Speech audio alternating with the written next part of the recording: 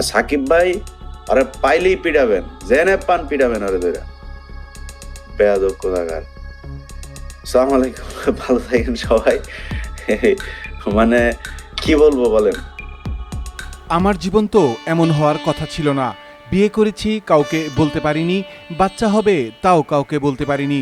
যখন সিজার করতে যাই তখনও কাউকে বলতে পারিনি আমি। এভাবেই কাঁদতে কাঁদতে একজন সাংবাদিকের সাথে টেলিফোনে কথা বলছিল অপু বিশ্বাস। তিনি আরও বলেন, আমি আমার সন্তানকে শিখিয়েছি যদি কাউকে কমিটমেন্ট করো তাহলে সেটা রক্ষা করবে। বাট যদি কাউকে ভালোবাসো, কাউকে নিয়ে কিছু করতে চাও, কাউকে কমিটমেন্ট করো, কখনো ব্রেক করো না। দুর্ভাগ্য আমার হয়তো বা সেই আশাটা পূরণ করতে পারিনি। লাইফে বিয়ে করেও কাউকে বলতে পারিনি আমি বিয়ে করেছি। মা হচ্ছি এটাও আমি বলতে পারিনি মা হচ্ছি। আমি যখন সিজারে যাই তখনও বলতে পারিনি আমি, কাউকে আস্থা রাখতে পারিনি যে আমার বাচ্চাকে দেখো।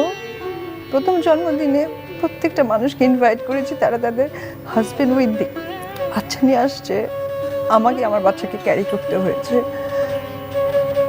এটা মানুষের লাইফ, এটাই জীবন আমি মনে করি। এজন্য আমি এটাকে কোনো অপূর্ণতা মনে করি না। মানুষের লাইফ ডিফারেন্ট টাইপের হয়।